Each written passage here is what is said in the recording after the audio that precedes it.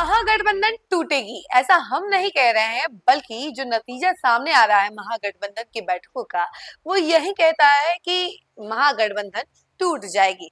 तो देखिए, हम आपको इसके बारे में जरा विस्तार से बताते हैं कि आखिर हम ऐसा क्यों कह रहे हैं। लेकिन उससे पहले नमस्कार, न्यूज़ फॉर नेशन देख रहे हैं आप और मैं हूं सान्या आपके साथ। बिहार में विधानसभा चुनाव के ऐलान के बाद एक नतीजा देखने को मिला कि महागठबंधन में पेच फंस गया है सीट शेयरिंग को लेकर। एनडीए में तो सीट शेयरिंग का ऐलान हो गया, लेकिन महागठबंधन में उलझने साफ नजर आने लगी। अब देखिए कि कल पहले चरण के नामांकन का आखिरी दिन था।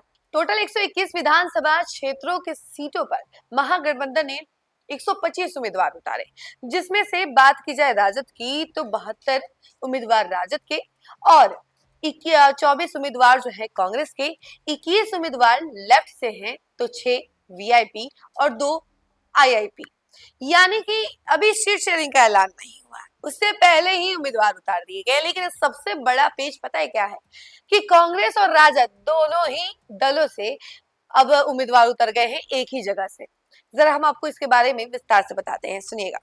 फर्स्ट फेज के नामांकन में 4 सीटें ऐसी हैं जहां गठबंधन के प्रत्याशी ही आमने सामने हैं। दोनों फेज की बात करें तो 10 सीटों पर महागठबंधन की पार्टियां एक दूसरे के आमने सामने लड़ रही हैं। राजद ने तो कांग्रेस प्रदेश अध्यक्ष राजेश राम की सीट पर ही कैंडिडेट उतारने का फैसला कर लिया है। अब देखिए कि कांग्रेस की हॉट सीट कुटुंबा से प्रदेश अध्यक्ष राजेश राम कैंडिडेट है।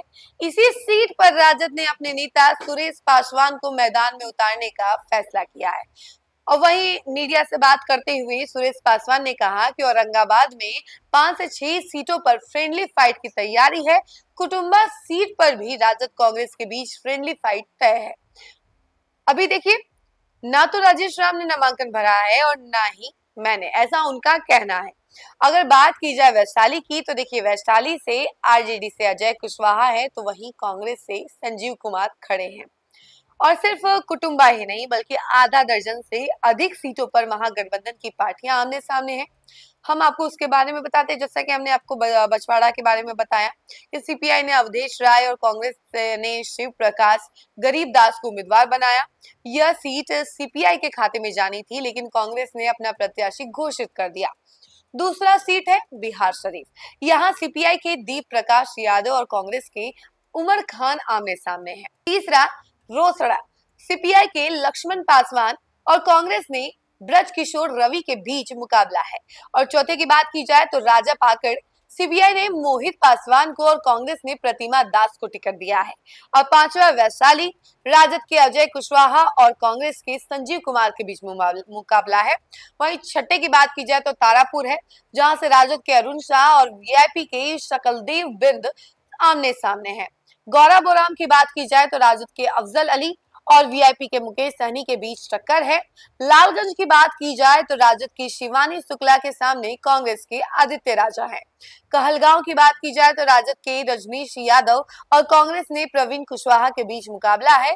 वहीं वारसलीगंज, राजद की अनीता देवी और कांग्रेस के मंटन सिंह के बीच मुकाबला है।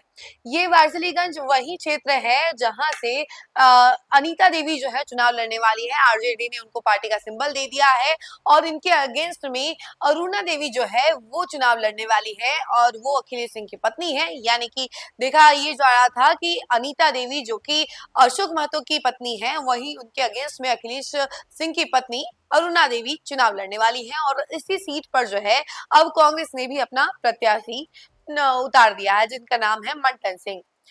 हालात इतने बिगड़े कि राजद को स्थिति संभालने के लिए आगे आना पड़ा है। अब आपको बता दें कि गौराबोराम सीट के लिए राजद ने दरभंगा के जिला निर्वाचन पदाधिकारी के नाम पत्र भेजकर साफ किया कि यह सीट विकासशील इंसान पार्टी को दी गई है।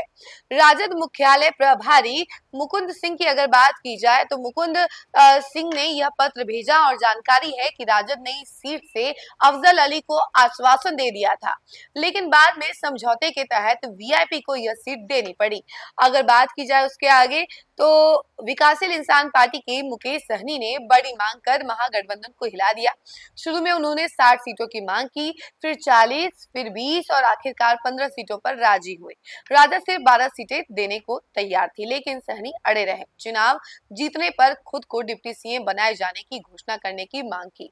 आखिरकार राहुल गांधी और सीपीआई-एमएल नेतृत्व की पहल से मुकेश सहनी को 15 सीटें और 1 राज्यसभा और 2 एमएलसी सीटों का ऑफर दिया गया है।